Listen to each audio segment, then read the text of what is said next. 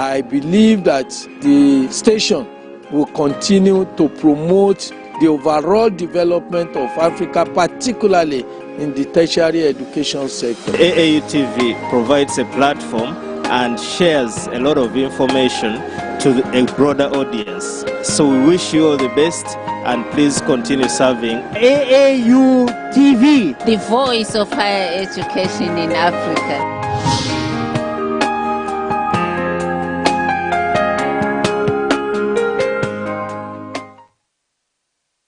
I'm here with the Association of African Universities Television, AUTV. I just want to say that without the media, you won't know what's going on in the world. Even with the media, you sometimes don't know what's going on in the world. So you need to tune in to the reliable sources who are really on the front lines, who can give you the information you need and give you facts, not conjecture, give you real news, not fake news. And this is the place to find it, AUTV. The voice of higher education in Africa. Vic Johnson, in his book Goal Setting 13 Secrets of World Class Achievers, said that to achieve big goals requires you to become a bigger person, and you must develop new habits, attitudes, skills, and abilities. Welcome to Impact Stories, which is dedicated to celebrating academic mentors. This program is running on AAU TV. What were your career ambitions as you were going through school? I said I wanted to be a lawyer. If you applied to that university and you were not admitted, it is not the end of the world, and it's not a reason to walk away. It is the reason to, first of all, do an introspection and come to a conclusion that you probably did something wrong. So this black connotation has a negative impact outside. But when you meet somebody like Dr. Mensah, you realize that the world is our oyster and there's so much we can do as Africans. So it is true they say that if you want to just achieve any goal, it's about you deciding and you believing in yourself, you can do it. Keep watching Impact Stories on AAU TV. Be inspired with our academic mentors. Have a nice day. Immerse yourself in an environment that will bring out the best in you. Come be a part of those that will transform the world in the nearest future. Find out everything of which you are capable.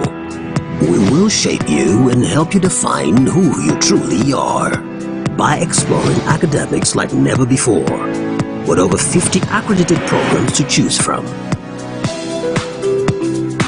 Come be a part of the 2024-2025 academic session if you are eligible with a minimum of 5 credits at O level with English language and mathematics compulsory. WAEC and NECO equivalents are acceptable. Your UTME must meet the requirements for the year. The journey to your academic glory is in 3 categories. 1. The pre-degree program.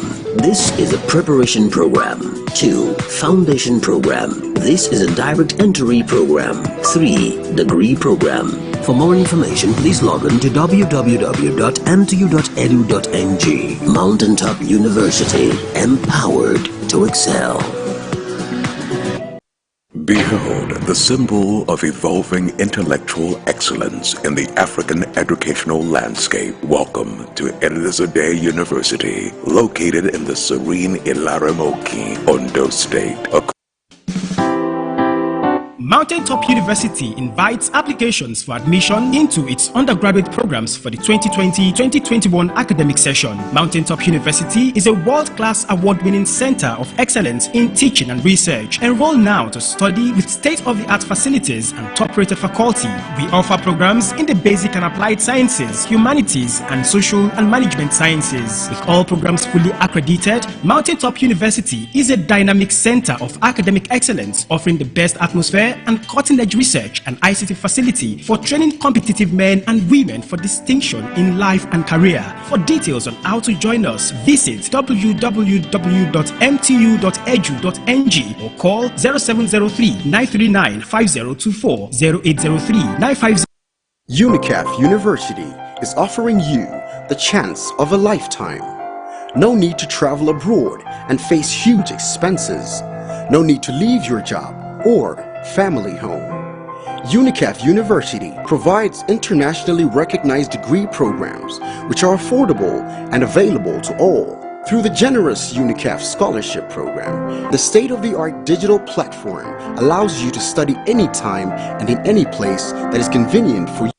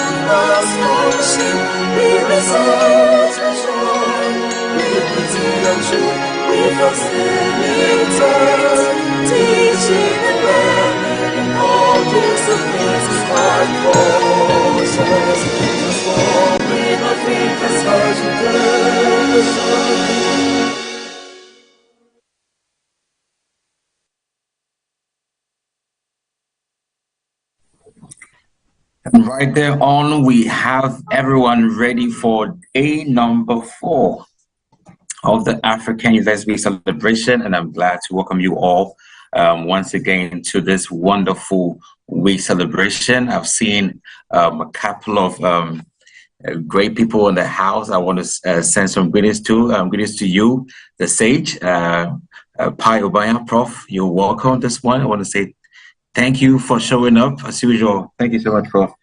And all of you, greetings to you all, academics, researchers, higher education stakeholders all across the continent, North Africa, South Africa, East Africa. All of you have made your way here again. And today promises to be an amazing day. We have great programs to share with you all. My name is Dr. Ajimana Chudakurai from the AAU in Accra, Ghana. And to give you a clue of what's going to happen today, so today, this morning from 9 o'clock to 10 o'clock GMT, we're still within the Regional and Global Partners Day, number 2. So we'll be having the first session on responsible use of AI and emerging technologies in higher education, which will be spearheaded by the AAU's Europe office, hosted by the University of Nottingham, UK. And right after that, from 11 o'clock to 12:30 GMT, is also a session titled Building Resilient Education Systems Through Responsible Research and Innovation, which will be spearheaded by the Ethical Data Institute and AAU's Europe office, hosted by the University of Nottingham. And last but not the least, it will be from 13 o'clock GMT to 14:30 GMT on the African Charter on transformative research collaboration, which will be done by the University of South Africa, so University and University of Cape Town. So you have all these programs well laid down for you to participate in, and I wouldn't want to mess with. You would. It would be a good run for the money and for your time for you to join us. And don't leave the platform. Just stay with us as we get interactive on all the sessions that we have today. Let me go into our participants section and call on the team from University of Nottingham. Are we here?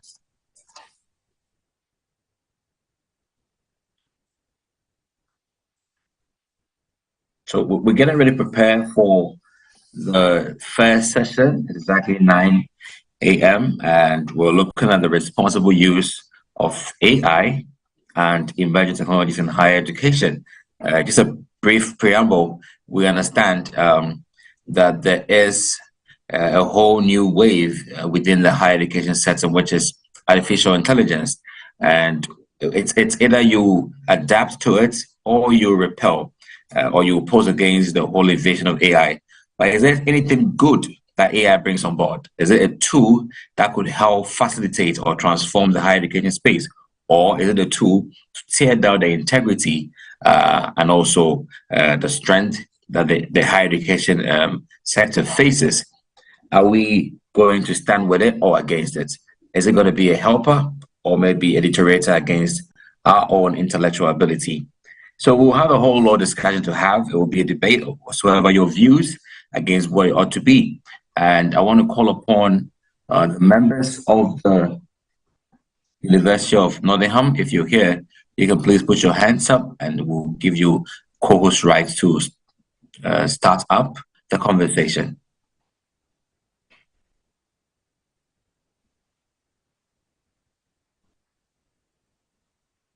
Okay, I'm told they get ready.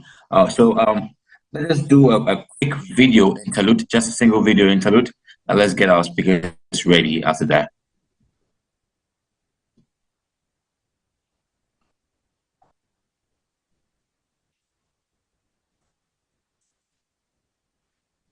Direct Entry Program 3 Degree Program. For more information, please log on to www.mtu.edu.ng. Mountaintop University, empowered to excel. Behold the symbol of evolving intellectual excellence in the African educational landscape. Welcome to Elizabeth University, located in the serene Ilaramoki, Ondo State. Mountaintop University invites applications for admission into its undergraduate programs for the 2020-2021 academic session. Mountaintop University is a world-class award-winning center of excellence in teaching and research. Enroll now to study with state-of-the-art facilities and top-rated faculty. We offer programs in the basic and applied sciences, humanities, and social and management sciences. With all programs fully accredited, Mountaintop University is a dynamic center of academic excellence, offering the best atmosphere and cutting-edge research and ICT facility for training competitive men and women for distinction in life and career. For details on how to join us, visit www.mtu.edu.ng or call 0703-939-5024, 0803-950.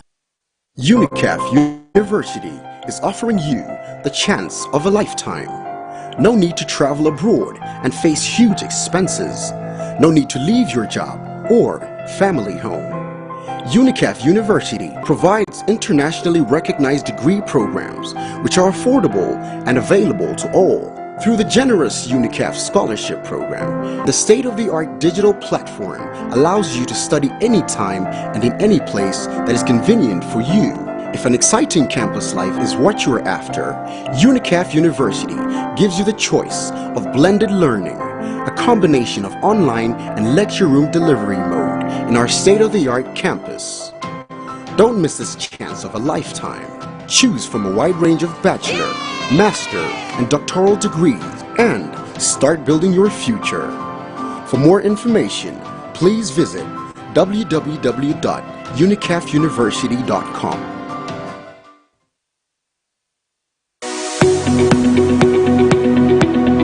Established in 1949, Accra Technical University, the premier technical university in Ghana, has distinguished itself in the area of technical education provision. It is located in the central business district of Accra, the capital city of Ghana, and that makes us uniquely the inner city university.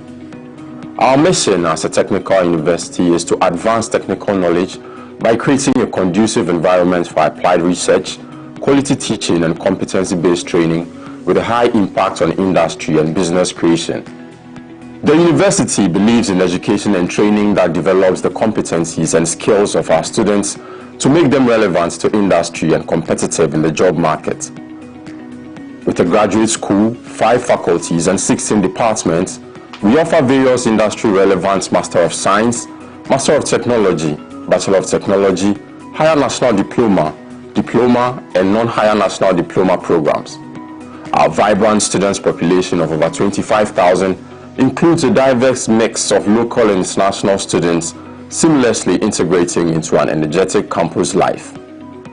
Our graduates are highly sought-after professionals, making connections with leading organizations in Ghana and beyond, and this is made possible by our experienced and expert faculty.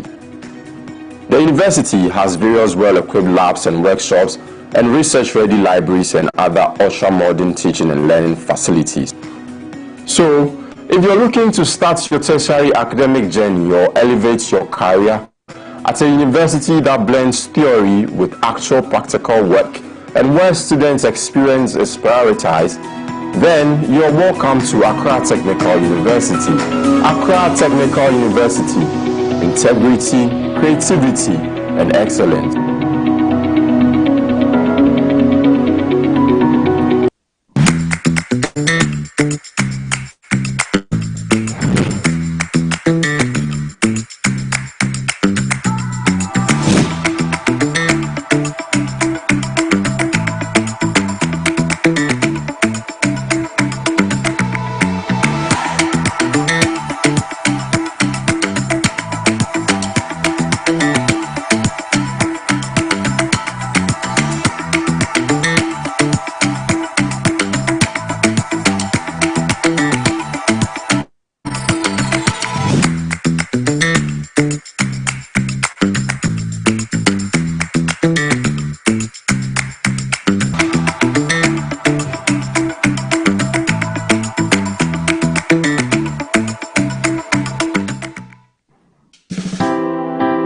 Mountaintop University invites applications for admission into its undergraduate programs for the 2020-2021 academic session. Mountaintop University is a world-class award-winning center of excellence in teaching and research. Enroll now to study with state-of-the-art facilities and top-rated faculty. We offer programs in the basic and applied sciences, humanities, and social and management sciences. With all programs fully accredited, Mountaintop University is a dynamic center of academic excellence, offering the best atmosphere and cutting-edge research and ICT facility for training competitive men and women for distinction in life and career. For details on how to join us, visit www.mtu.edu.ng or call 0703-939-5024, 0803-950.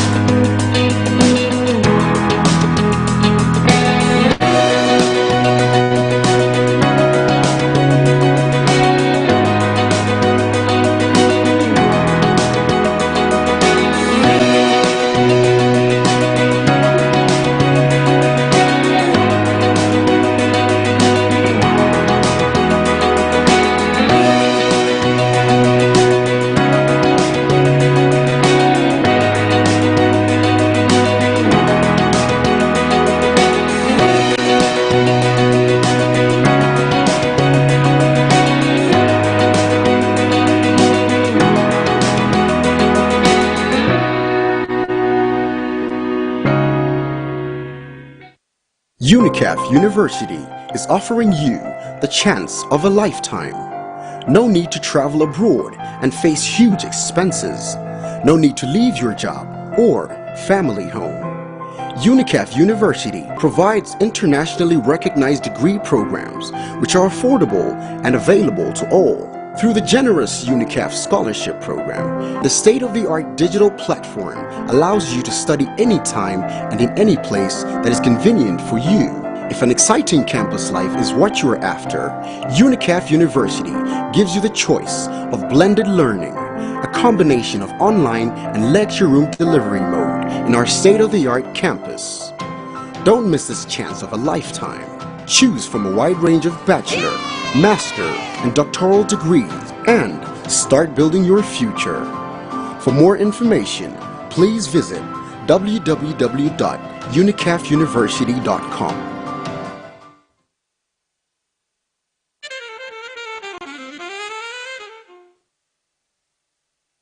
In today's knowledge societies, universities play a crucial role in social, economic, and cultural development. Ibn Tufayl University stands out nationally and internationally with a diverse range of over 400 degree programs.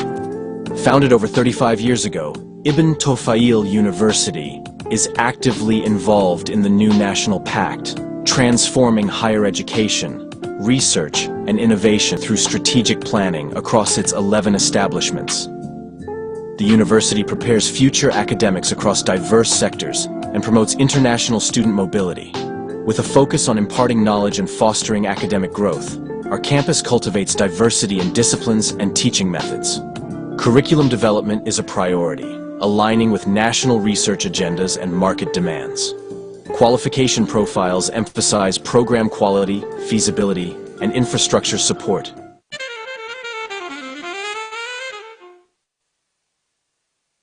In recent years, Ibn Tufayl University has established over 100 partnerships with renowned universities. Our institution aims to be an internationally visible and attractive partner in cooperative projects, committed to both local roots and a continental orientation towards Africa. Internationalization is a tool for enhancing the quality of research and teaching. A major objective is to increase student mobility, both outgoing and incoming, to complement their studies, improve language skills, and gain diverse cultural experiences.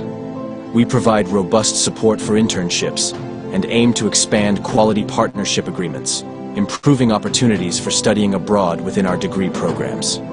Intra-Africa student mobility fosters resourcefulness, enhances the visibility of Ibn Tufayl University, and counters brain drain in Africa, benefiting students, institutions, and the continent as a whole.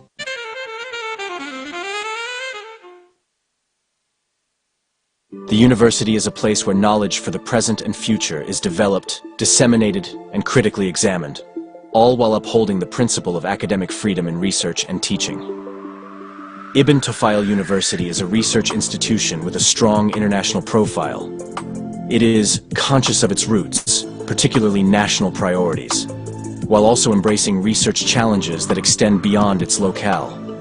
As one of the nation's top institutions, it strives to maintain its successful historical traditions while venturing into innovative research fields such as artificial intelligence. Through its research activities, Ibn Tufayl University contributes to the generation and development of knowledge, addressing questions of societal relevance. Our university develops doctoral students' abilities to assimilate modern knowledge, apply scientific methods to solve problems, and make discoveries and innovations beyond current knowledge levels. Ibn Tufayl University is committed to social responsibility and research, aiming to conduct high-level, application-oriented research that enhances Morocco's economic competitiveness through national and international cooperation projects with businesses and society.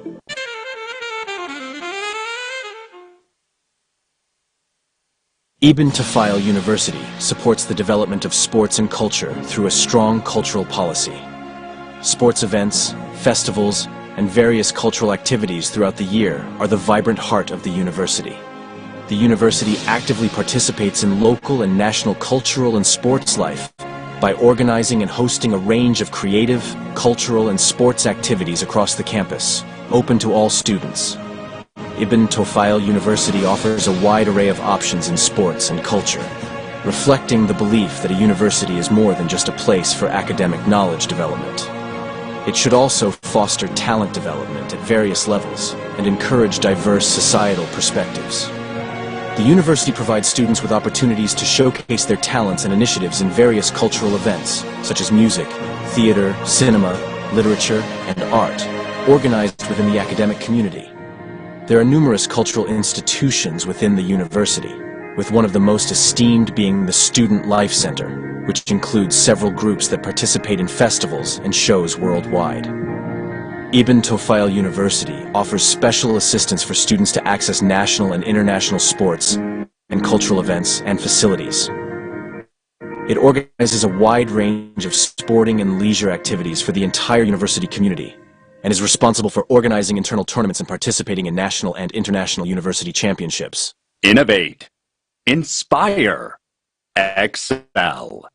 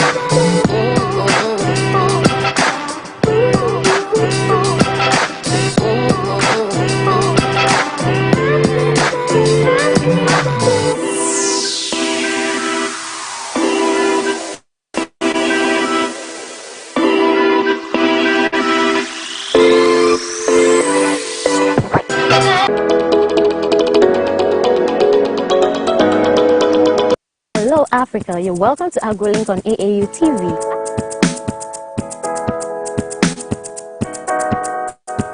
AgroLink is a program that aims at showcasing and highlighting agricultural activities on the continent.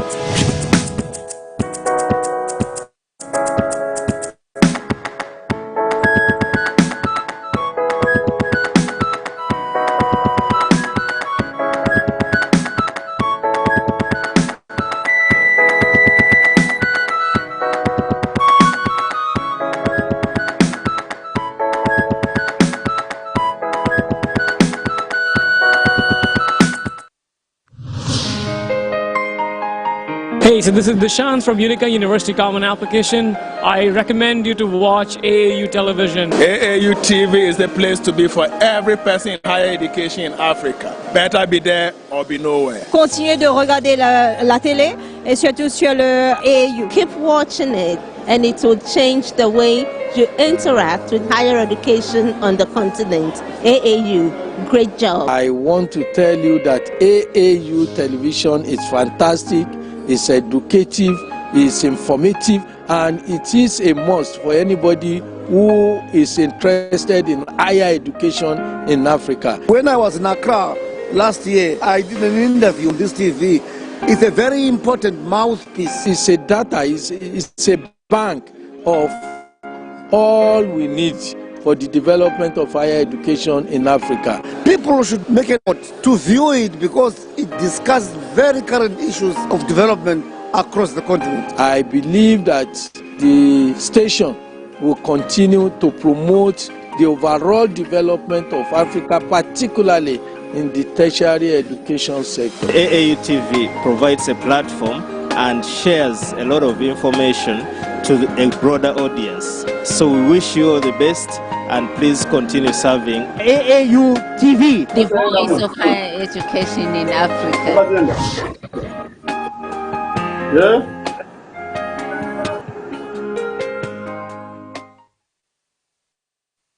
I'm here with the Association of African Universities Television, AUTV. I just want to say that without the media, you won't know what's going on in the world. Even with the media, you sometimes don't know what's going on in the world. So you need to tune in to the reliable sources who are really on the front lines, who can give you the information you need and give you facts, not conjecture, give you real news, not fake news. And this is the place to find it, AUTV. The voice of higher education in Africa. Vic Johnson, in his book Goal Setting 13 Secrets of World Class Achievers, said that to achieve big goals requires you to become a bigger person, and you must develop new habits, attitudes, skills, and abilities. Welcome to Impact Stories, which is dedicated to celebrating academic mentors. This program is running on AAU TV. What were your career ambitions as you were going through school? I said I wanted to be a lawyer. Apply to that university and you are not. It's not a reason to walk away. It is the reason to, first of all, do an introspection and come to a conclusion that you probably did something wrong. So this black connotation has a negative impact outside. But when you meet somebody like Dr. Mensah, you realize that the world is our oyster and there's so much we can do as Africans. So it is true they say that if you want to just achieve any goal, it's about you deciding and you believing in yourself, you can do it. Keep watching Impact Stories on AAU TV. Be inspired with our academic mentors. Have a nice day.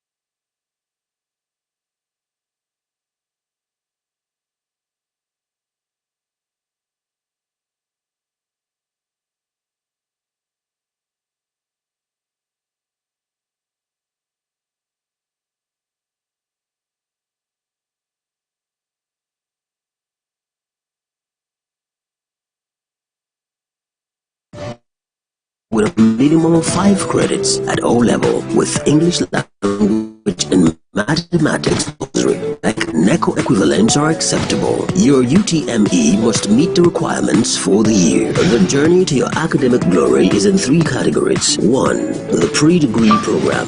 This is a preparation program. 2. Foundation program. This is a direct entry program. 3. Degree program. For more information, please log on to www.mtu.edu.ng. Mountaintop University, empowered to excel. Behold the symbol of evolving intellectual African educational landscape. Elizabeth University, located in the serene Ilaramaki, Ondo State. Mountaintop University invites applications for admission into its undergraduate programs for the 2020-2021 academic session. Mountaintop University is a world-class award-winning center of excellence in teaching and research. Enroll now to study with state-of-the-art facilities and top-rated faculty. We offer programs in the basic and applied sciences, humanities, and social and management sciences. With all programs fully accredited, Mountaintop University is a dynamic center of academic excellence of the cutting-edge research, effective men and women for distinction in life and career. For details on how to join us, visit www.mtu.edu.ng or 0703-939-504-0803-950. UNICAF University is offering you the chance of a lifetime. No need to travel abroad and face huge expenses. No need to leave your job or family home. UNICAF University provides internationally recognized degree programs which are affordable and available to all. Through the generous UNICAF Scholarship Program, the state-of-the-art digital platform allows you to study anytime and in any place that is convenient for you. If an exciting campus life is what you're after, UNICAF University gives you the choice of blended learning, a combination of online and lecture room delivery mode in our state-of-the-art campus. Don't miss this chance of a lifetime. Choose from a wide range of bachelor, master, and doctoral degrees and start building your future. For more information, please visit www.unicafuniversity.com.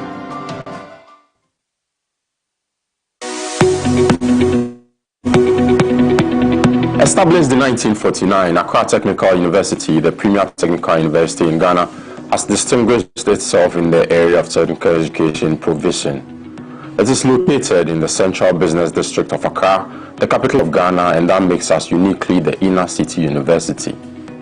Our mission as a technical university knowledge by creating a conducive environment for quality competency-based training with a high impact on industry and business creation.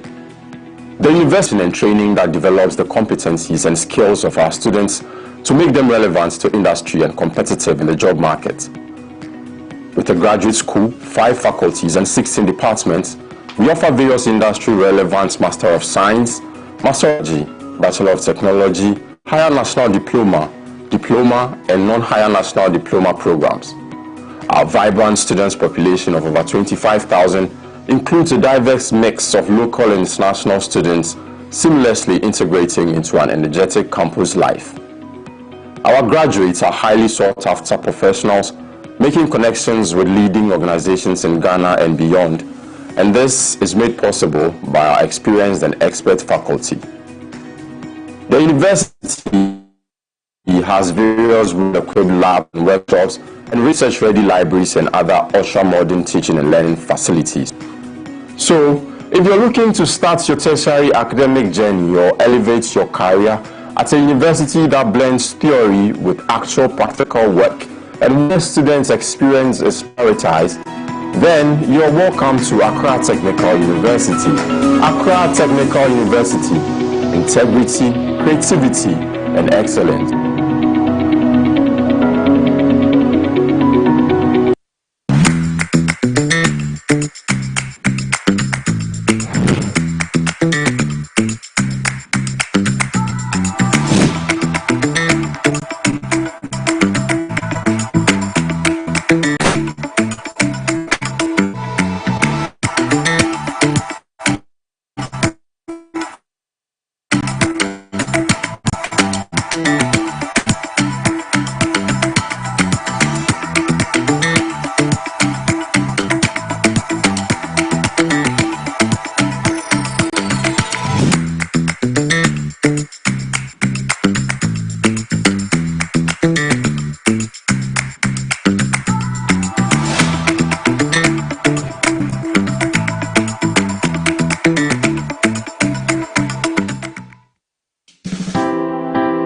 Mountaintop University invites applications for admission into its undergraduate programs for the 2020-2021 academic session. Mountaintop University is a world-class award-winning center of excellence in teaching and research. Enroll now to study with state-of-the-art facilities and top quality. We offer programs for So I want to welcome you all back to the session. I want to apologize on behalf of myself and the technical team for the lag thus far. We were having an issue trying to reach our speaker who was prepared for this morning, but we've got him and he's getting ready. And this morning's session is on responsible use of AI and emerging technologies in higher education. We would be having our discussion in a panel form, and the speaker has actually requested that he does a discussion with us all. So he wouldn't do a presentation, but he wants to have a panel discussion with all of you higher education stakeholders on a platform so you could all reason together. So it wouldn't be more of an intuitive one, but it would be of an interactive one. So that's how come we had the framework this morning. And the questions that will be discussed this morning where you all are involved as follows. Number one is to appreciate what ethical issues should schools think about when using AI and new technologies in education?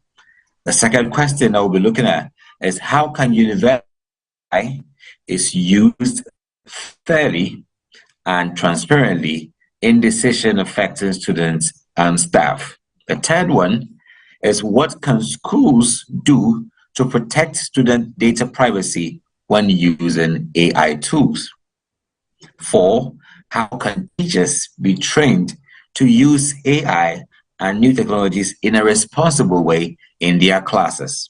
Number 5 is how can AI help make education more inclusive, and what risk could it pose for students from different backgrounds? The sixth one is what guidelines should schools use to measure if AI is actually helping reach their educational goals? And finally, is how can artificial intelligence, or how can universities and tech companies work together to use AI in education while protecting academic values and integrity? So with all this together, I believe that you all stakeholders on this platform have a fair view of what today's session is all about, and it is open for anyone who has an idea about AI to share their view within their context whilst we get our speaker on board.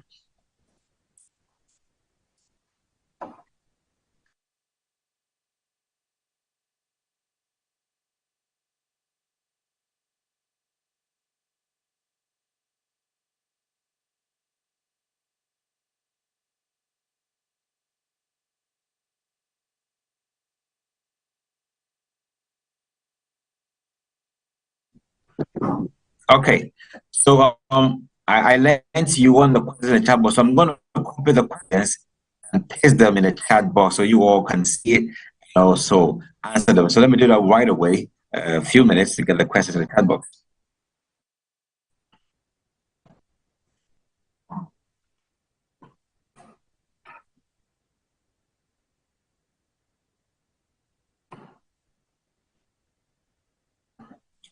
So whilst our speaker prepares to, if you want to participate in a discussion, you can put your hands up and I will give the co-host right.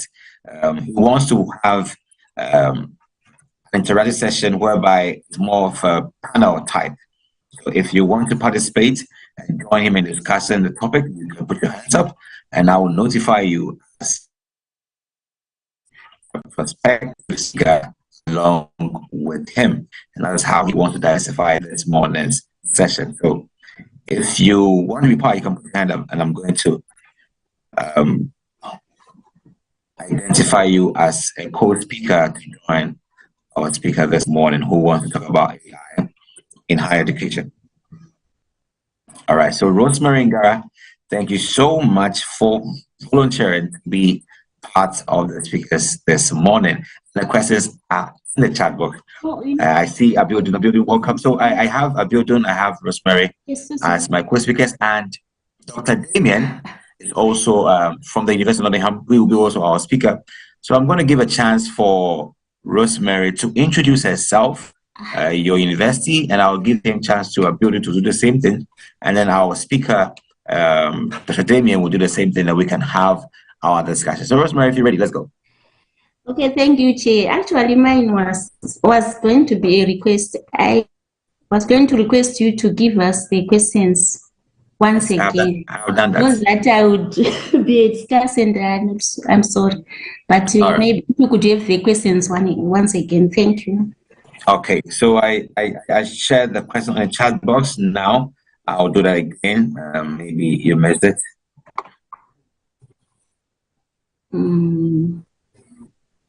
Where are we? Have you got it? I hope you see it now. So I think I double paste in there. Oh. So it's Dr. Damien Eke in the house. I hope my hand. Okay. Hello, good morning. Can you hear? Hello, Doc. Me? Hello, Doc. I'm so glad you joined us. I'm so glad you joined us. How's your morning going? Good morning. Great, great. So this morning, you can see in traffic. Yes, I appreciate that. In fact, it is not easy to be in traffic and still be in a meeting. So that is so much sacrifice right there. We appreciate it. Dr. Damien Eke is with the University of Nottingham, and he's also well versed in AI, emerging technologies, and also in higher education as well. So this morning, we want to start by asking ourselves one very profound question. Are there any ethical issues that schools should think about today when talking about or when trying to integrate AI and other new technologies into their education system or framework? Is there anything that they should be concerned about? Okay, so I think we need to start from understanding the technology. For those who might be thinking, I'm very safe. I'm packed. I'm packed, and I'm safe. So don't worry. I'm not driving at the moment. So I think we need to start from understanding the technology, AI and other emerging technologies. These are technologies that are not neutral.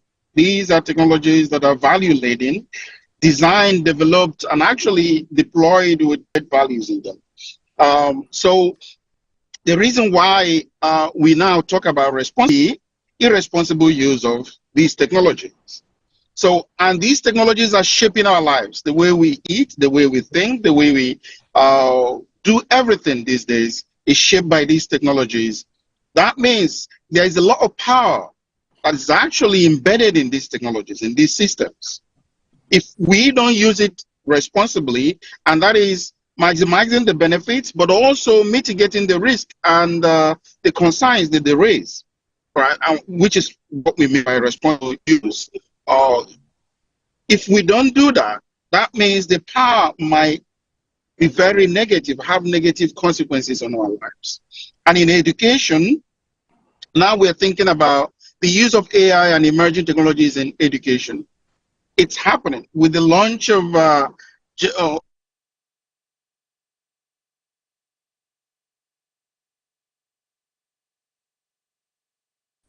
systems and other emerging technologies in education. The problem is not about integrating them into what we're doing in education. I think the major problem that we need to think about is how do we use it responsibly. We are embracing it with open arms, but I think we need to pause a little bit to think about the ethical, social, and technical issues that we need to address. As per the question in terms of ethical issues, all technologies, as I said earlier, because they are value-laden, have fundamental ethical issues that they raise, from autonomy to privacy issues to safety issues to so many other issues that we need to think about. But most importantly, privacy issues and also misuse. Misuse is a very critical problem that we need to address in education. But the answer to it is not to ban it, have a kind of a blanket ban on the use of these technologies, as so many universities are doing. So many universities in the last year or two are banning students from using these technologies because of maybe academic integrity issues. But not just that. We need to focus on responsible use. We need to focus on addressing the ethical issues.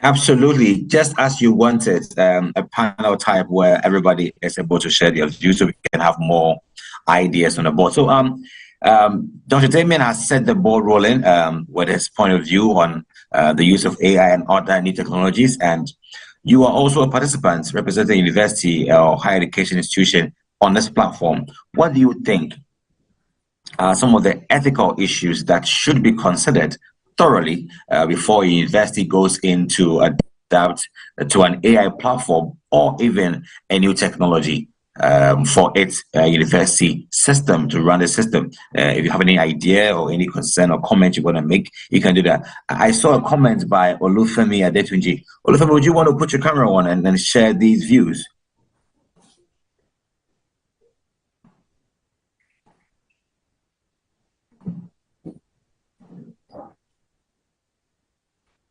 Okay. I want to read a comment he made.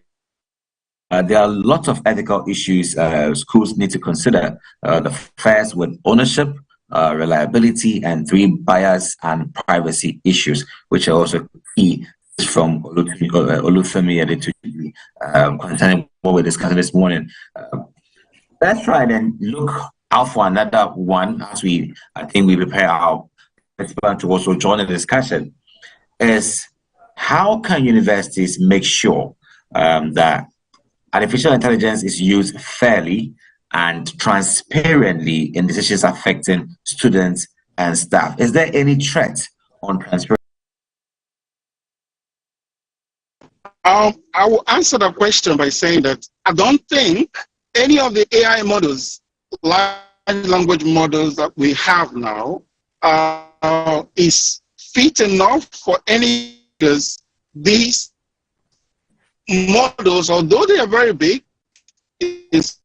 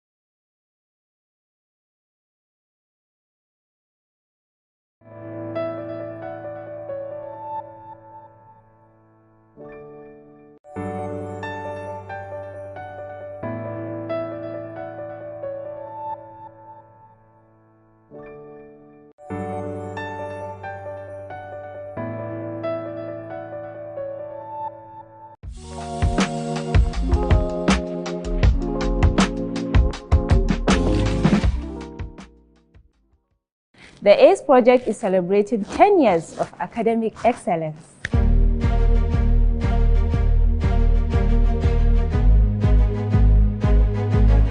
The project has given thousands of students access to top-notch research infrastructure, encouraging internationalization in education, ensuring international accreditation.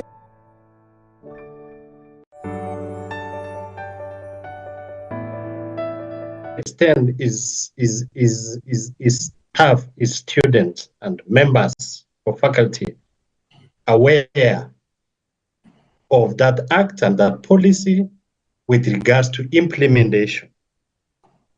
So AI as a technology is rapidly changing. It's the ethical use of it. And I think that is the starting point.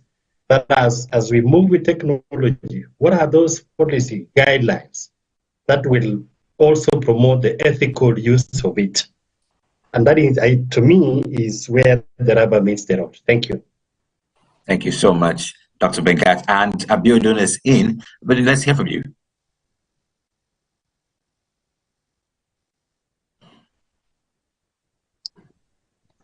I really want to appreciate the organizer for this succinct program. I want to believe so strongly that the AI has come to stay in the whole world. It's not only in Africa, it has come to stay in the whole world. We engage in such kind of attitude. So it is already done on hands. We need to leverage it in governance. We need to leverage it in commerce and industry. We need to leverage it in arts and entertainment. So AI has come to impact different sectors. So in education, we should be kept abreast because we are the one that we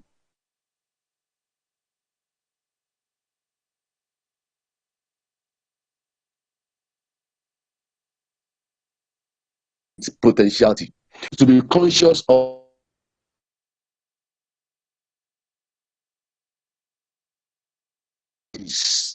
in fairness in utilizing AI. There are equally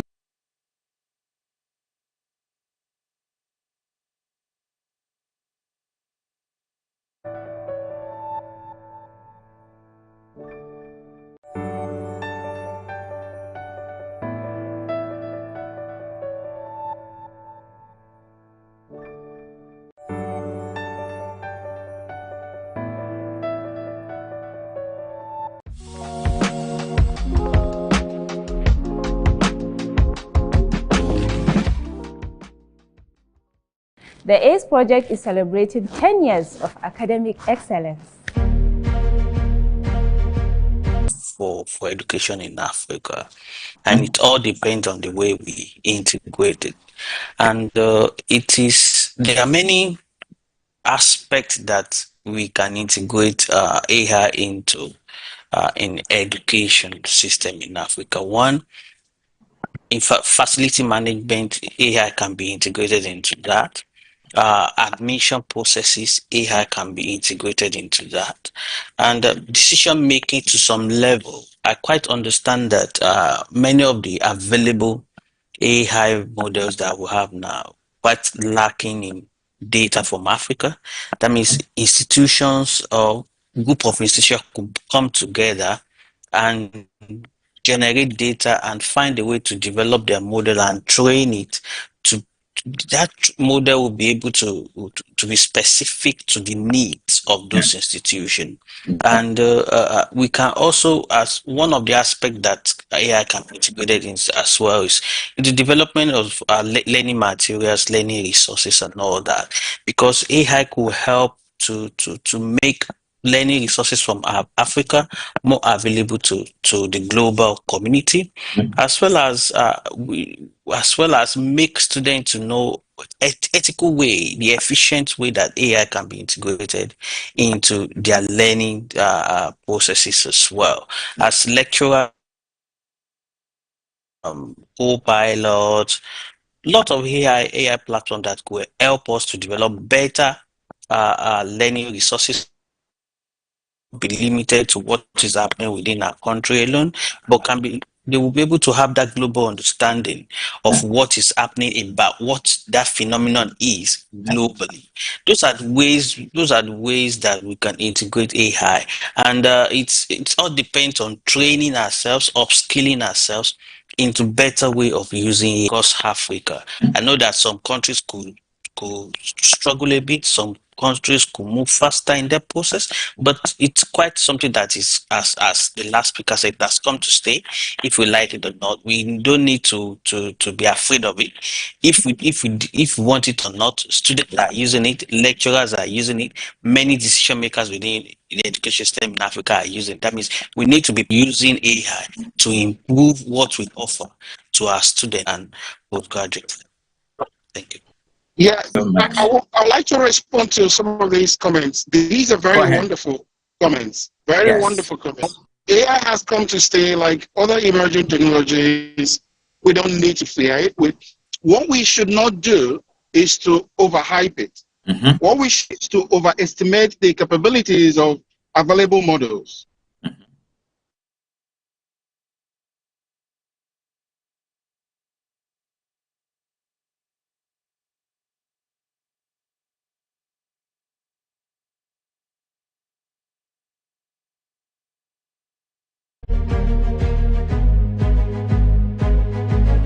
The project has given thousands of students access to such infrastructure, encouraging internationalization and education, ensuring international accreditation of programs, solving problems in health, education, agri, STEM, environment, and more. The ACE project is phenomenal and exceptional. When I think of the ACE project, I think of possibilities. Academic support.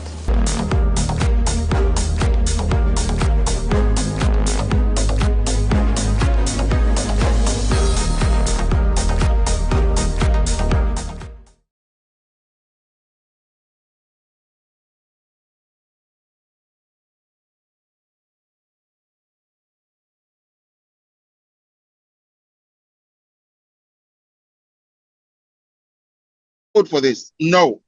Staff members, lecturers, professors are supposed to keep abreast with what is happening with the AI systems, because we have been entrusted to train these students to go into the world where the AI systems are going to change everything. We need to be well equipped to train them for this society. We need to understand to actually train them to be ready for the society. It is important. And that's why universities are supposed to engage and also maybe invest on training education of training for lecturers and also for students in terms of responsible use, rather than maybe banning it or maybe come to people on how to use it or not how to use it. Sure. And the course of delineating yourself from the use of AI, I want to show this one to all university reps on this platform. Is your university actually using any kind of AI tool or any emerging technology or any new technology that you have in your institution? If you have, share your case study with us. Let us appreciate how you are going about it in terms of privacy data and also protection. Let's hear from Newton Kayando. Newton, what's up? Serial.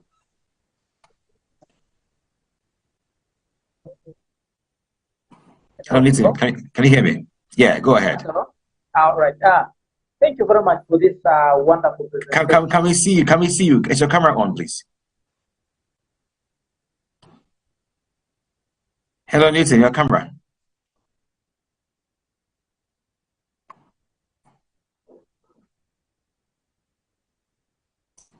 Great.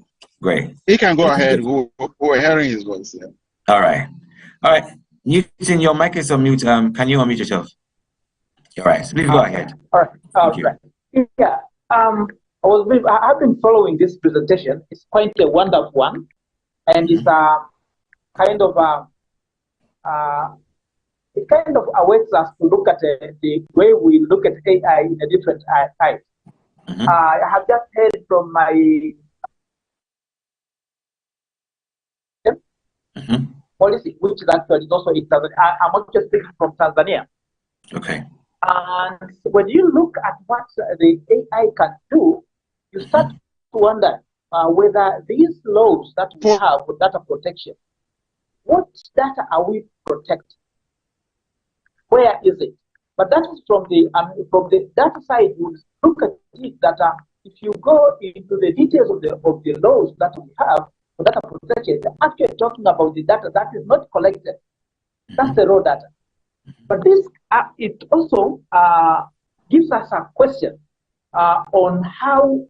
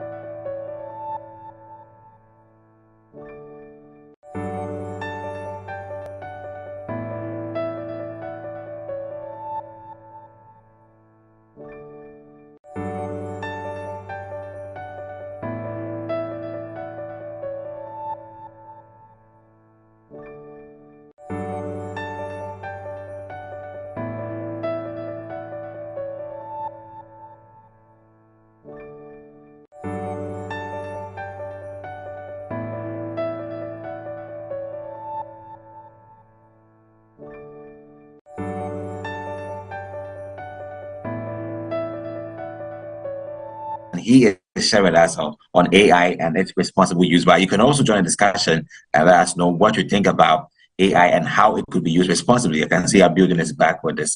Okay, building is back. Can you come in, please? We lost you a while ago.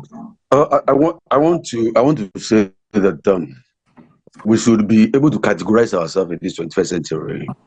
In this dispensation, we, over 30, 40, and 50 that dominate the lecturing work in tertiary institutions, majority of us are technological migrants to this century. We are not born in this century.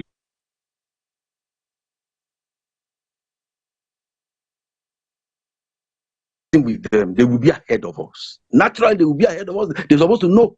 They are born with technology. When they are carrying their pregnancy, they are carrying handsets in their hand. They are using GSTV with them. So they are very, very versatile. The only thing we need to do is to develop our capacity. We should also show some prowess to train these technology indigenes. What they don't know is to give them the idea. I was teaching research methodology. I told my students we are going to use learning management system. Learning management system is not so different from intelligent tutoring system of artificial intelligence. When you are adapting your instruction to LMS, learning management system, like my institution trained the lecturers how to use learning management system. How to you develop a lecture note into modules, how you are going to integrate, attach the modules into your learning management system like Google Classroom or Canvas Instructor, how you are going to use this instructor to test the student, to give them assignment, to submit a test, to even let them do tests 2 or 3 times so that they can be learning as tests. These are aspects of artificial intelligence that we cannot shy off from. It's not just something that just happened yesterday. It's not something that happened even this century. It has happened for more than 5 decades ago. When we went to tutoring, it has been long that they have been in existence, and people have been using it.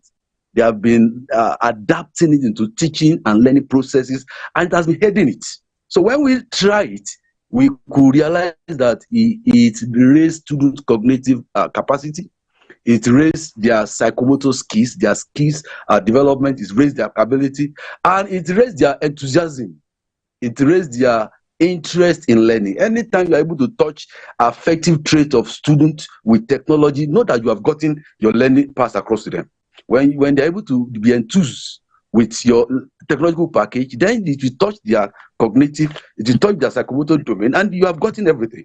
So in my own institution here, in Manila and the University,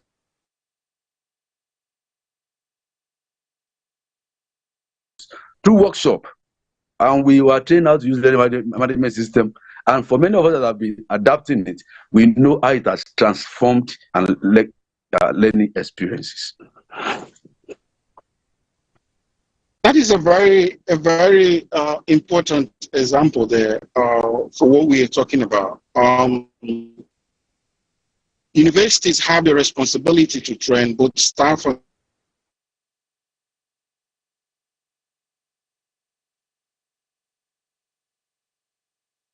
Are you hearing me? Hello?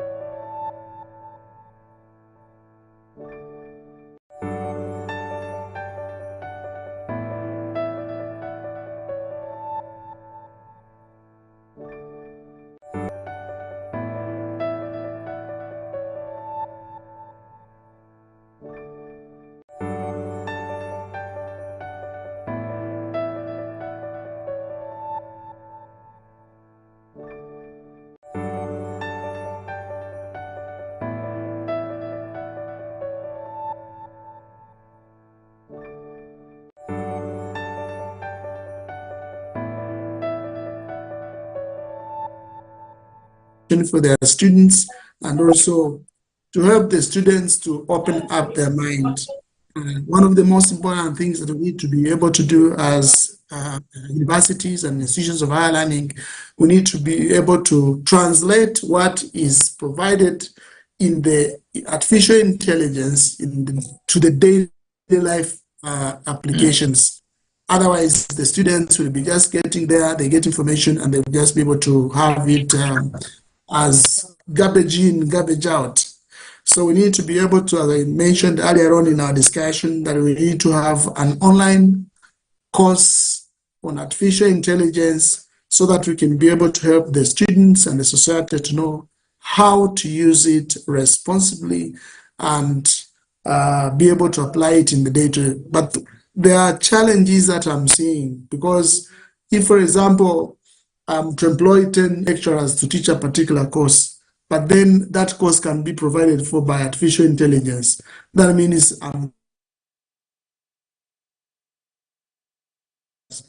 the lecturers will be now very few, and it will take up the space for continuous development of the staff and students that we're trying to develop. So there are also challenges that come with this, and these challenges need to be really looked into so that we don't continue to use artificial intelligence as a means to an end, but it should be used as a means to an end, not an end in itself, but as a means to an end. Because in terms of the systems that are there, you'll discover that artificial intelligence provides transparency. It develops people to be trained in diverse ways of delivering the lectures. So I believe we need to be able to attend to some of the challenges that are coming with artificial intelligence. Thank you.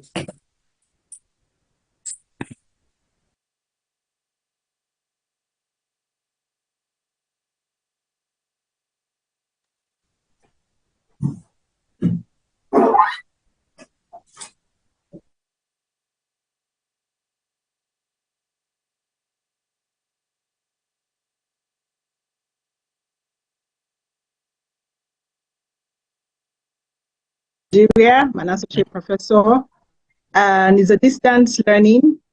However, I just wanted to add to the voice of all those who have been discussing, and to say that for universities, preserving data privacy in a world where AI is having the day is very, very important. Why? Because we need to have the trust, to gain the trust of the users, and all those who use it, both the lecturers and the students, need to be guided.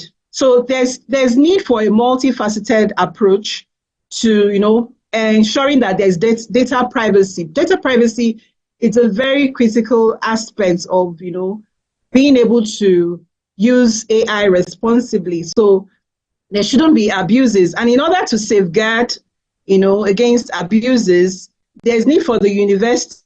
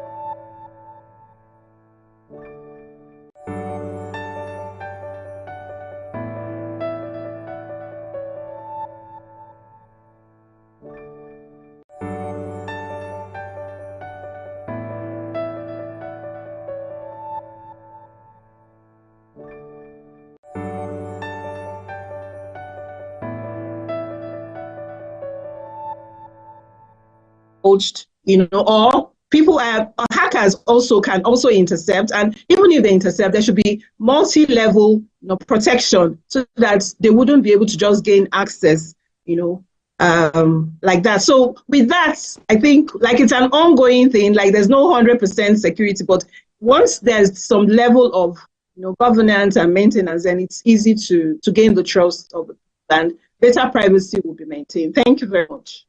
Thank you so much, Vivian. And before I go to Dr. Damien, I want to also hear from Gloria. Gloria Apple, I saw your hand up a while ago. Would you want to share with us what you think, Gloria?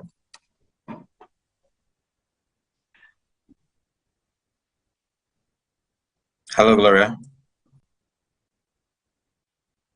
And also, I think I came across Matilda Owusu-Bio.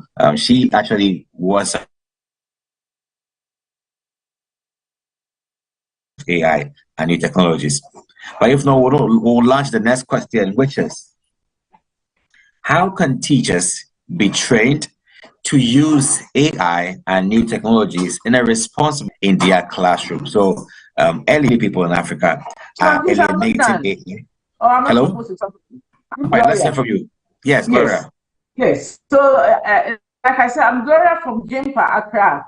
My concern has to do with policies to guide the AI, because as it is, they may hide and use it. And so, once you allow them to start using it also, I know in examination, at least we have policies that say that don't bring your phone to the examination room. Devices. Everything in their mind will become difficult. So the temptation would be to bring the phones or the programmable devices to examination. So we as universities, what actions are we going to take now to encourage them to use it, but to use it ethically and within rules? Pick that off, Matilda Owusu-Bio, and then we'll just put it together. Then Dr. Debbie will just address that. All right. Thank you. Sorry, I have a problem with my camera. Yes. Because I'm also with the Information Systems Department, we have been trying to see how AI would be incorporated in the learning of students, because most of the time we unfortunately by default think that students are going to use AI tools, models to cheat, rather than looking at it as it's enhancing their learning outcomes and also enhancing how we teach. And AI is here to stay. That's the first thing. We need to accept it and then now look at the positive side. I'm responding to some of the issues in terms of the ethics, in terms of the regulations. As it is globally, we only have one bloc, that's the European bloc, that has come up with AI regulations. We do have that for data privacy, data ethics across the world.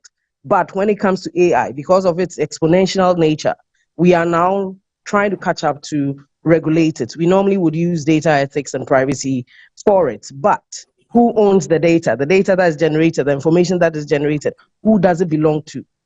These are key things, but we need to quickly adapt, because we are not training students only for Africa, we are training them for global relevance. So for us as an institution, we started looking at how do we enhance AI positively. So one thing we tell them, yes, you can do it, use it for, let's say, your literature review, because we have AI learning models that would give you quick access to literature, but plagiarism is there. You do it, you would be sacked from the university. So how do you enhance on that quick access to that database? And I think if we look at it in terms of how students can rather use it positively than the default of always thinking that they're going to use it to cheat, is going to make them lazy, we would not fully grasp the opportunity that AI can give us. I mean, as universities, if I use KNUST, Kwame Nkrumah University of Science and Technology, we've been in existence for a long time. So when it comes to data, yes, we do have data. Now, how do we make sense of that data quickly using certain models that AI is affording us? How do we, as faculty, administrative staff, also enhance our skills to make sure that we can get the best out of this AI craze? Because it's not going to go away. So yes, I love the fact that we are having this session, but we must recognize that we need to incorporate it. We need to get the skills, and then we need to get the university to have that governance system, as was said. We have to have the immediate policies in terms of private use, in terms of ownership, and in terms of the ethics. But it must happen. All right, that's what I can say. Thank you. Thank you so much, Matilda, for your input. And we can also go to Dr. Damien. to help us with the training. How do we start something about training educators on AI and new technologies so they could also be familiar with them in the classroom? So I will start by making little comments about what we've had earlier on. These are very good points. I love this session, actually. These are very wonderful points in terms of governance, in terms of ethics. Yes, in the world, we only have the EU AI Act. We don't have any other AI regulation anywhere. But just as any regulation or the EU wants to go first and have the Brussels effects, right? One thing that we should not do in terms of governance of AI or policies of AI is to copy everything the EU has done in terms of the risk-based approach. We did it with the GDPR, the General Data Protection Regulation. Most data protection regulations in Africa actually mimic what the European Commission did with the GDPR. We should not do that, and the result is this. We should regulate these systems according to our context, according to our needs, according to our values and principles. The prioritization of values in Europe shouldn't be our own. I'll give you an example with the GDPR. The GDPR is about personal privacy. In Africa, the priority for us is not personal privacy, but collective privacy, right? Now, almost everything that we have done in the regulation is just about personal privacy, and we actually neglect the collective privacy. And most of the data protection, we should not do that with AI. We should not do that with AI. One example is this. In AI, in Europe, the AI Act is based on trustworthy AI principles developed by the high-level expert group. And these were autonomy, things like safety and robustness. That's fine. For Africa, I think the first thing that we need to do in terms of trustworthy AI is to think about decoloniality, because decoloniality should be the first requirement for trustworthiness of AI in Africa. AI systems, as I said earlier from the beginning, better with values, this value laden, right? So that means most of the colonial legacies and tendencies are embedded in the systems that we have at the moment. So for us to trust these systems, we need to make sure that they are decolonized. Ownership of the data. I'm happy that people were talking about it. Who owns the data that this system is trained on? Do we have ownership in Africa?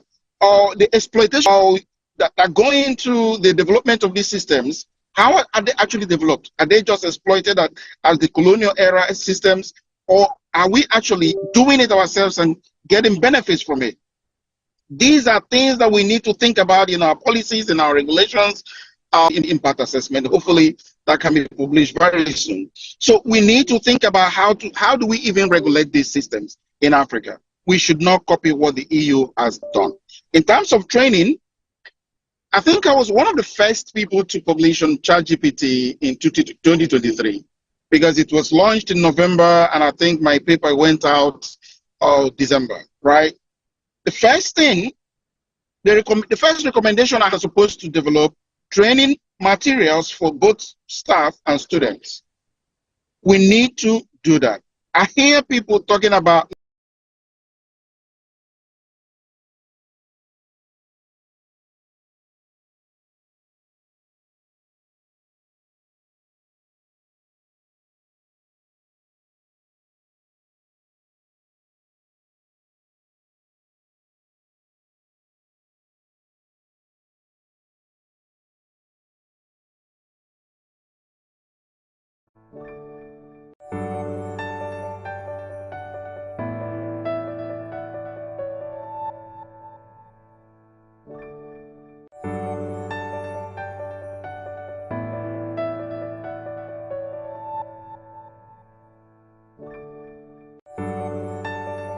winter, because this is not the first AI boom that we have seen in history.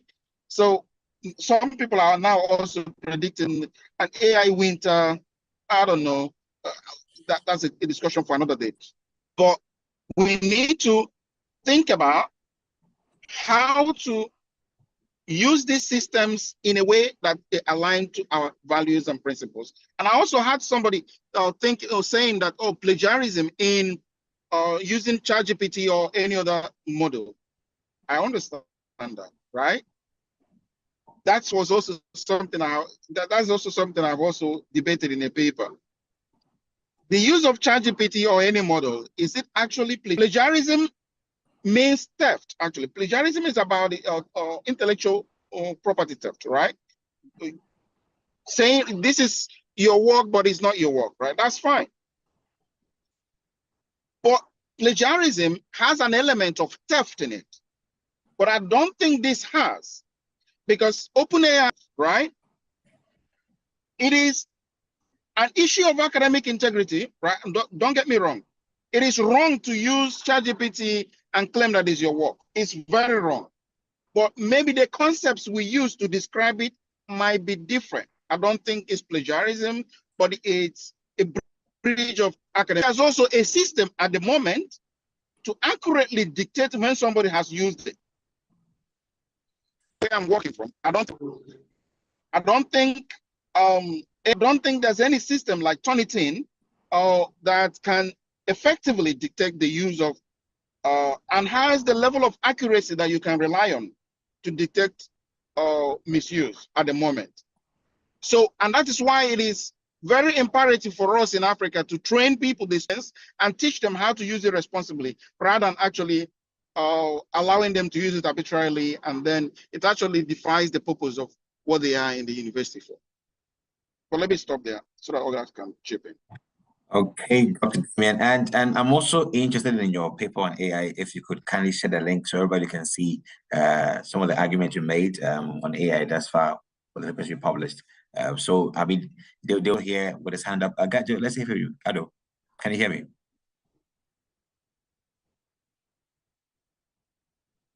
Was that Gado? This was Peter. I'm trying to raise my hand, but I can't see where to raise. Okay, so you can put your camera on, right? Yeah. I can go ahead. Okay. All right, sir. I hope you can see me. Very well, clear. Sitting in a very relaxed here. It's very sunny in Cape Town, not usually sunny. It's a beautiful place. Yeah, no, thanks very much. This is a very worthwhile debate. I agree with most of what colleagues are saying, that and that's what we had at Stanford, several debates and discussions around how AI, ChatGPT can actually be utilized. The earlier times when it just came out, it was like, no, students, now they are just using this and they're copying work. Maybe they should be prevented. But people by and by realize that, some of the tools that are out there should enhance learning. But students need to understand that all we do at institutions of higher learning is to instill scientific integrity, instill how to generate knowledge. That's why research is there. Knowledge that can be utilized. Like I am in the health sector, so knowledge that can help to either prevent disease or improve on the way we treat patients, and so on and so forth. The problem comes in when be it a student, a staff working on research, then the only thing you can do is command AI to write you a paper, because ChatGPT can do that. You give proper commands, it can generate you a paper, and then tomorrow you send the paper to a journal. What is your involvement in knowledge generation in that context? And so if we allow that to happen, then we lose out on the whole paradigm of generating new knowledge for improvement in development, economics, in health, in education, and so on and so forth. And so we encourage staff, students to maximize utility of available tools to enhance learning. There has to be clarity in how those tools can be utilized. And that's why I know that the introduction of Turnitin came through, so that students, or if you are working on something, you can check through whether you have done referencing accordingly. And if you have not, the Turnitin will show you that, no, here you just copied from somewhere else. This is not really your thoughts or ideas. And then you you can really work on that, so that thoughts and ideas should be from yourself, backed by what other people have actually done before you, to enhance your work. And so I think these are the critical things that we need to look at, so that the new generations who are now our students should not be made out, because if you just bring in an electronic tool and that it can do work for you, it's like you're working like a robot. Then we lose out that whole knowledge creation, the ability for creative thinking, researchers or academics or professionals will be. And so we need, it's like you are reading a book. It's not different from reading a book. You read a book, it's somebody had put, and that's what sometimes happens with letting you sometimes you read the student's work and you can say, no, I know how you speak and your vocabulary, which means that the work has been done independent of the engagement of that particular individual. And so those are critical things that we need to look at so that we can develop, utilize the available resources, available tools in the best possible way, but without depriving the ability to train, teach, empower the current or the next generation in the critical thinking ability that the higher education is meant to develop. Thank you. Those were just some additions. Hello, it's Evelyn. You gave me an opportunity before. Can you hear me? Very well, Claire. Go ahead. So I'm from Morocco, and but we are rolling out our programs in English. So I just want to give you an experience that we have had. So what happens is when we admit students in programs with the, so that we know what level to put them through, we support them, of course, because we understand that being French speaking, they don't have the academic level of English. So the English placement test is just for them, for us to know which level to placement test groups so that we can start teaching them. And now we are beginning to receive private mails to say, I'm very sorry, but when I wrote the test, I used AI. So the C1 that I got, and you put me in group A, I'm actually in group D, which is the beginner level. So you see how at times you can put yourself in trouble by using some of these AIs. It's good to use them, but exactly what you want from them. Thank you. Thank you. That's a very, very important experience right there, to help you understand the I would say how dangerous AI could perhaps place you. It may put you off as a different kind of person, but it was your idea initially, and that is also very important to note. Let's have more hands on board. I want to see more hands, more ideas, more case studies like what Evelyn has shared with the students in Morocco and what happened. Let's go take some comments from the comment section. I have this comment from Joseph Wilson, who says that the last contribution from the UK-based professor is apt. ChatGPT is more about academic integrity than plagiarism. Plagiarism checkers platforms hardly detect AI-generated tests, but there are other platforms such as ZeroGPT that check AI-generated content. Interesting. Do we have more hands in the house? So then I'm going to put the next question on board. I think we're almost through with the session. The next one is about how can AI be more inclusive and what risk could it pose for students from different backgrounds? So how can AI help us to make education more inclusive?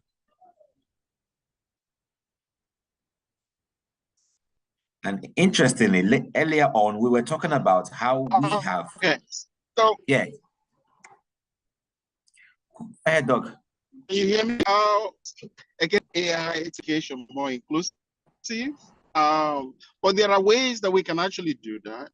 What AI can do is to democratize access to educational materials. There are so many, just like Google did years ago. People who didn't have access to big libraries can now just with a simple search, they can get loads of materials online through Google. That's the same way generative AI systems or AI systems can democratize access to educational materials. That's one thing.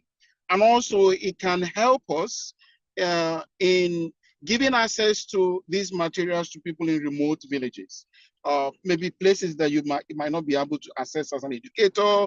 You can develop systems for them or modules for them that they can access. So there are so many ways that we can use it, but then everything, the elephant in the room is always funding. Funding to redirect some of these educational approaches, funding to maybe acquire enough materials to do all this for people with low income. So, and sometimes as educators in Africa, we are largely underfunded. Most universities are largely underfunded to do some of these things, but we can always do what we can do in our capacities to help the others. Okay, and let's do a little bit of Q&A, so we can see all the Q&As, questions that we have people bringing in. Let's see if we have some questions. Oh yes, we have tons of questions. So let's do the questions and let's see if we can address them, and let's do a roundup on the discussion. This is from Nelson Zengini. Yes. So Nelson says that universities should focus on practical learning, things that cannot be done by Gen AI. Let's focus on psychomotor skills and just a little bit of theory. So, Dr. Damien, when we read the questions and you want to answer any, you let me know, or you share thoughts on them, or anybody else want to share thoughts on them, you can let me know by putting your hands up.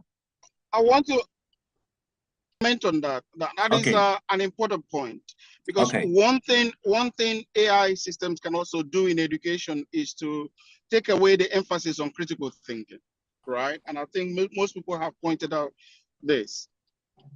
It can surely take away the focus or emphasis on critical thinking, which is, for me, a central focus of education.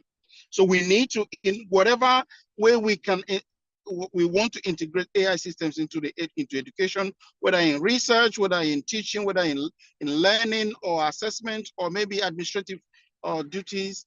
It's important for us not to allow our students to lose the element of critical thinking. That's important. Whether we like it or not, AI is already creating impact in education. The issue is ethical use. So rather than sanction students for use of AI in especially assignment compilation, lecturers and students should be trained on ethical use. Otherwise, we may pour the baby out with the bathwater. My professor, Juliet Macaria, who says we're using AI tools such as we're using AI tools such as Reader AI, Ota AI for meetings. We have not discussed the ethical issues of using them. Both students, that is huge. I would want to that comment should be very. So before you do that, because I'm going to leave now. Okay. I want to say that this has been a very interesting conversation. And maybe for those who don't know, this is the AAU in Namibia, right? The conference will be on the use of AI systems in education in Africa, where we hope to have all of you and all decision makers in the universities in Africa to come together, and hopefully we can bring the big tech companies who are actually developing tools, where we can now have a discussion with them on how they can help us to responsibly use these systems in education. That will happen in Namibia next year. But going from today, it's going to be a very, very interesting conference, and hopefully we'll see all of you there. what we want to do is to learn how generative AI systems, how other emerging technologies can be responsibly used in African educational systems. That's an invitation for everyone. But also, just as Larry has put in the chat, we need to understand the landscape of use in higher education in Africa. I can see a lot of universities are already integrating AI systems. Can we map this use and how you are actually addressing some of the ethical issues? That can also help us to develop training materials or any material that can help universities in their own context. But thank you very much. This has been a very interesting conversation. Thank you so much, Dr. Damien. I think that everybody in the chat box is asking for your contact for more information on the conference in Namibia next year, and also for them to fill the questionnaire. So the question AI in higher education, and that will actually accumulate into a conference next year in Namibia. So look out for that, and Dr. Damien will give you more information on that. But let's go back to the house. We have Baba Suleiman Fahad with a hand up. Baba, let's hear from you.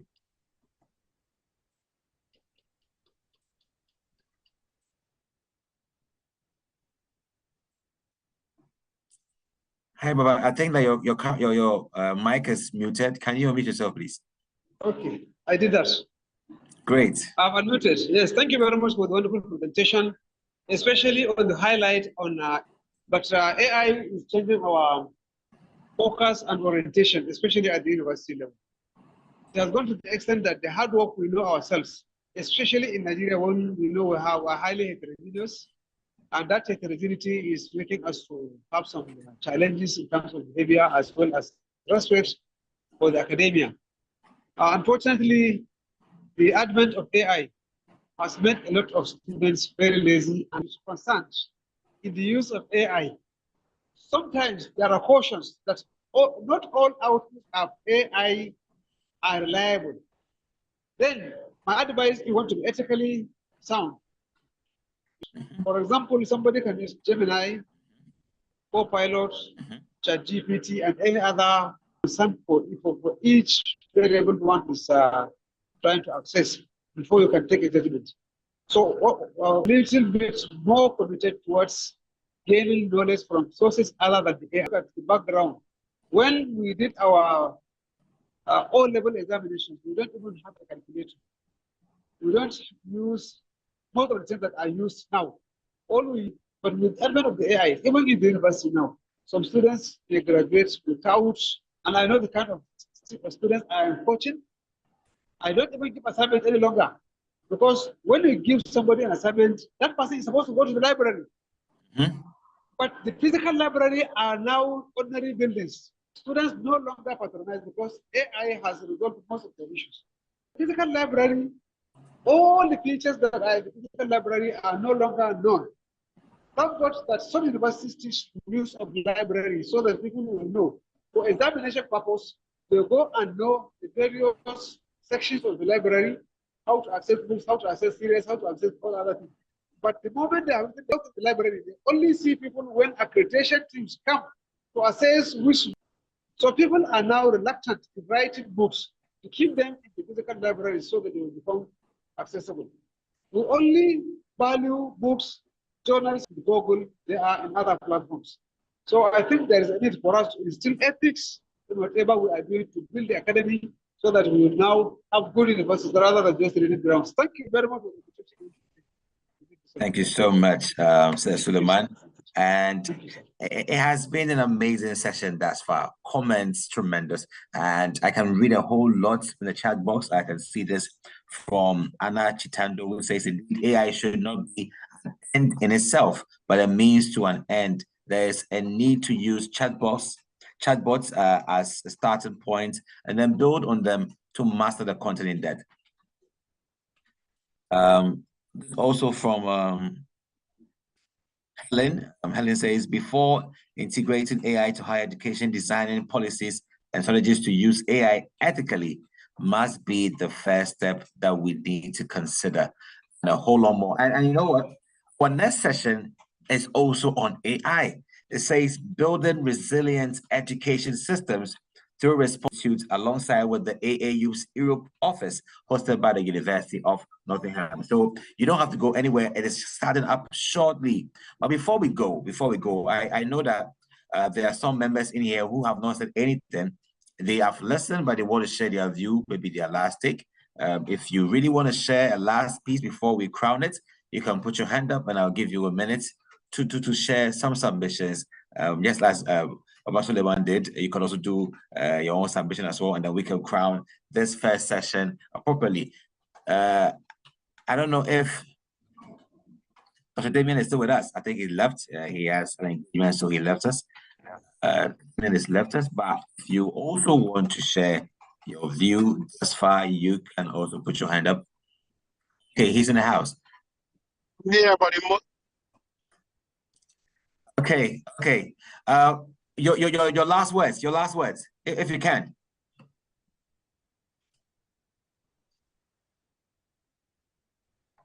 Okay, so thank you very much for attending this session, and hopefully we'll also see you in.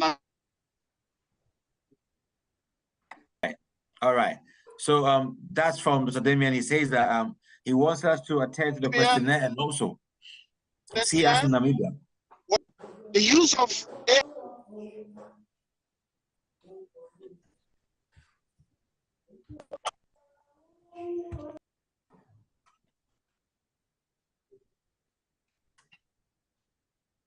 Okay, so as we get back to Damien, let's hear from Ebenezer Tibia. Eben, let's hear from you. Yeah, hello. I'm Ebenezer Hansen from Lawe University College. Okay, can we have a camera on? I think. Thank you. Yeah, I think students should be taught how to use AI to enhance their knowledge. That's very critical in order not to sort of lose critical thinking. Previous speaker emphasized, and that's very crucial because it appears now even kids at school when they are given work to do, homework, assignment, they are taught to go and use phones for research. So they come home, tell parents, "Oh, Daddy, I want to use your phone," and some of them they've been taught how to use the AI, so they just go there and find press. The use of AI to enhance knowledge, rather than just go to pick information and regurgitate to us. That's very important. Thank you so much, Eben, for your submission as well. That is Eben from Lawe University in Ghana, ethically. And some of the, I would say, notable items that we came across today or this morning is the fact that we should cling to data privacy. We should also be open-minded about the use of AI. Have we ever had an African indigenous AI? Have we made in Africa?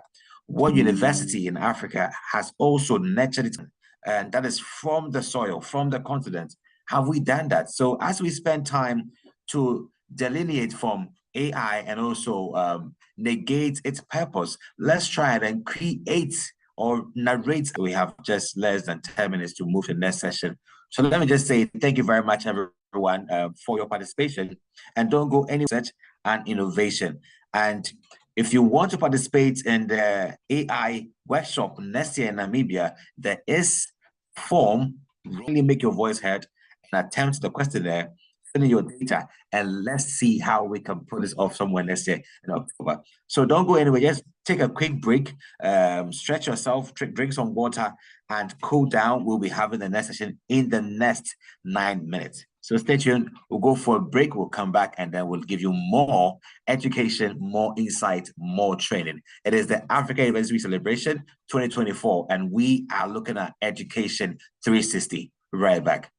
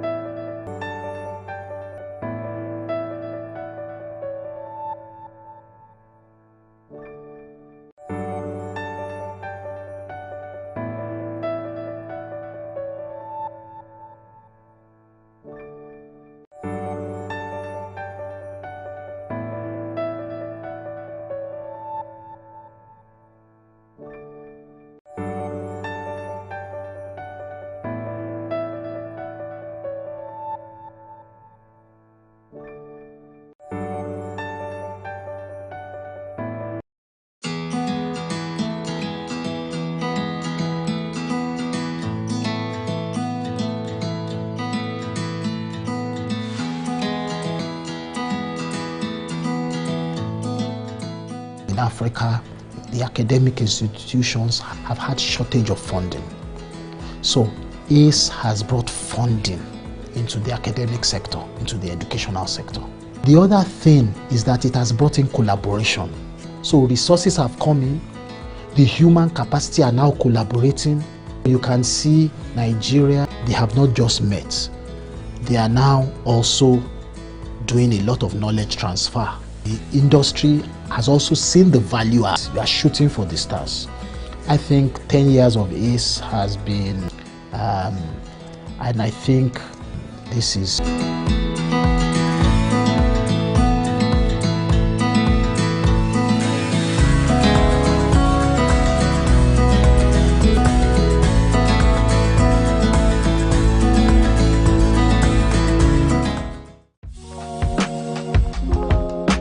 Celebrated 10 years of academic project has given thousands of students access to top-notch research infrastructure, encouraging internationalization in education, ensuring international accreditation of programs, solving problems in health, education, agri, STEM, environment, and more. The ACE project is phenomenal and exceptional. When I think of the ACE project, I think of possibilities. Academic support. It is a game changer. We are proud products of the ACE project. ACE at 10.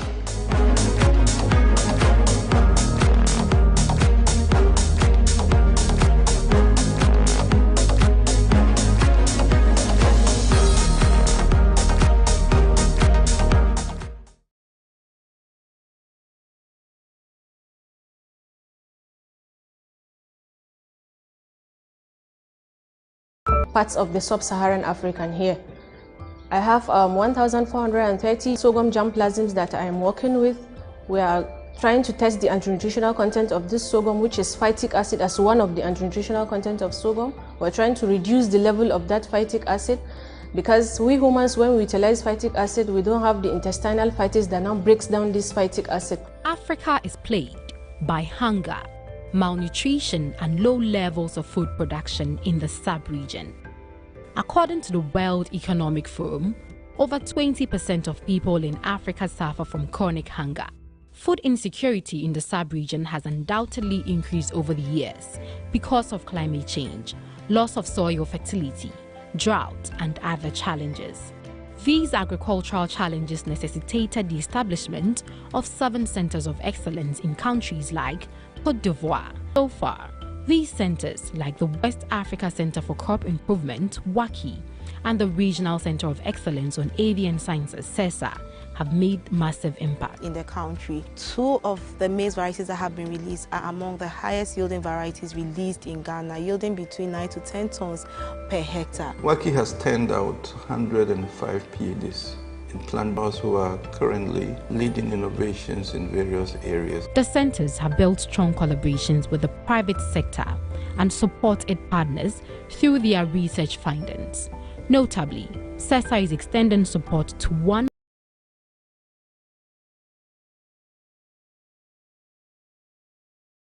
energy right from the first session was enormous.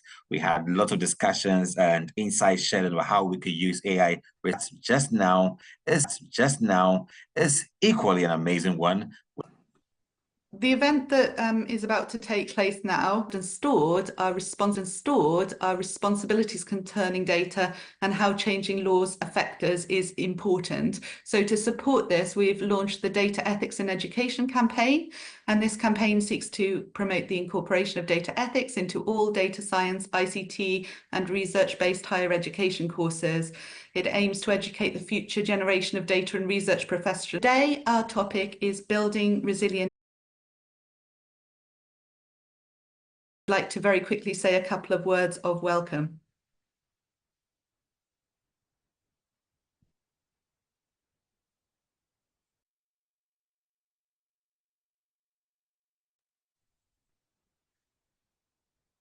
Okay, I'll carry on then in that case. But yeah, Juliet has been. First of all, please note that this event is being live. Research interests and experiences centered on inclusive teaching strategies, AI, machine learning, digital technology. So Professor Semisola Akintoye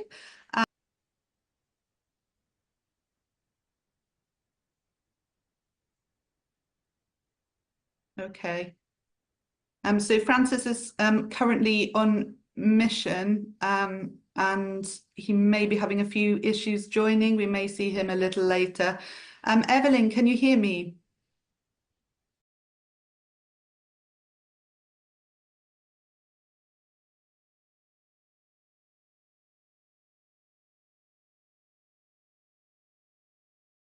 Crawley when he arrives. And first question today, which I will direct to Professor Akintoye, and how can institutions effectively address them?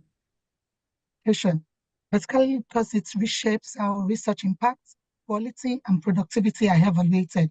So I'm going to just briefly run through some of these challenges and perhaps provide some solution that can steer the discussion today. So first up is bias and fairness. You know, digital tools often favor certain languages. There are disciplines or established researchers that could be in favor of these digital tools, and this could therefore create biases. Algorithms and metrics that are used in digital tools for research assessments can reinforce these biases, such as favoring perhaps publications in English language, high-impact journals, or disciplines with traditionally high citation rates. So this can unfairly disadvantage researchers in less cited disciplines. You know, those publishing in other languages, early career researchers, those in developing economies such as Africa. So it is really important that institutions can sort of employ diverse metrics that can account for the algorithms in terms of privacy, data privacy, ethics, and all of that. Collecting and sharing researcher data can raise privacy data that are used in assessment would need to comply with these GDPR standards. For example, there are difference of these standards in data management practices for research assessment to ensure compliance with GDPR. So one of the responses or solutions to that would be that we enhance our data protection principles. Gaining universities have set the benchmark for safeguarding researchers' data. This has sort of led to improve trust and better protection of sensitive data that can help us to balance, you know, research and innovation with data protection and privacy. Another thing that we should also be mindful of is, you know, the pressure to quantify impact. You know, as researchers in research assessment, digital transformation often leads to an over-reliance on counts that may overlook the broader impact of research on society, on culture, on policy. It can sort of shift the focus towards easily measurable outputs and away from novel or interdisciplinary research that may be slower to sort of show impact. So one of the solutions to that would be, of course, adopting an holistic assessment framework. You know, we've got things like DORA, Declaration of Research Assessment, you know, that incorporating qualitative, you know, scores. And then, of course, we come to the unequal access to digital tools that sort of disadvantages certain researchers and institutions to meet international assessment criteria. So these are issues that sort of affect developing economies. And we've got some solutions already. Some universities, such as Makerere University and similar institutions, they are sort of investing in open access tools and partnerships, you know, such as the Africa Journal Online, to improve visibility and access. These initiatives aim to bridge the gap between digital resources, enabling equitable levels. We also have issues around transparency, accountability of the algorithms. These algorithms are often opaque. You know, they leave researchers unaware of how they are being evaluated. You don't know how you have been evaluated for. Fantastic overview there, how that can perhaps be addressed. But I'd like to perhaps direct this question.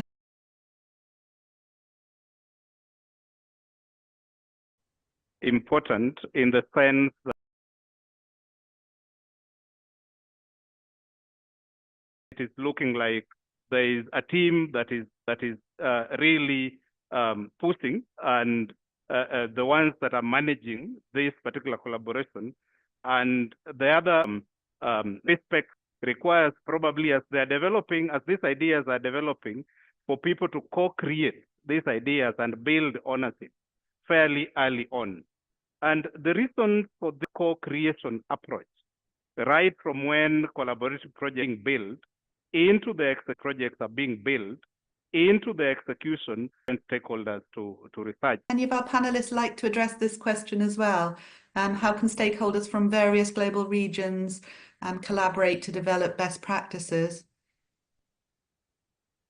Simi, would you like to add more to this? Which was also discussed is the multi-layered level of collaboration that is needed.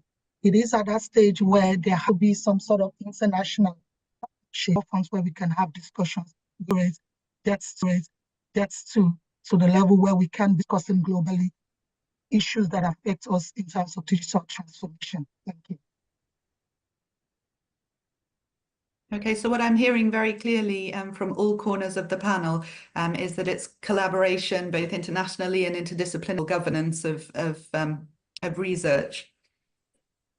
So moving on to the next question, which I would like to direct to Professor Gawe.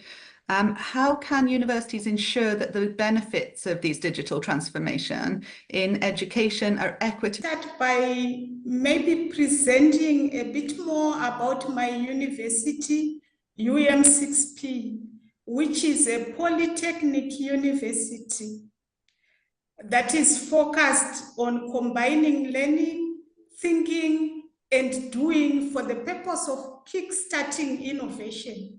So our philosophy generally is to talk less, but act more. So effectively, we have partnered with OpenAI, the first university in Africa to partner with OpenAI to participate in the design and modeling to roll out what we are calling ChatGPT EDU, as well as Canvas. So these platforms, you know, people, individual researchers or students are paying for the ChatGPT that gives you more, not the open. We think that using AI and other cutting edge technologies so that we free our students and our community in general to engage in more meaningful, high impact work. And if I am also to give other examples, is outlawed, people are still using it.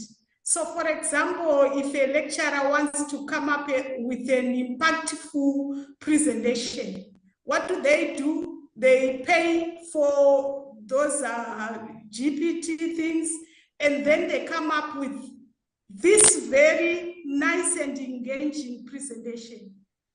It doesn't necessarily mean that lecturers or students are getting information from ChatGPT. They have the information, but maybe they don't have the time to waste 2 days trying to craft something into a visual when there are tools that can do this for you. So our university recognizes this and has actively captured this and is actually working together with Canva also for visuals. So our community is very happy about this. How do we address the issues of ethics?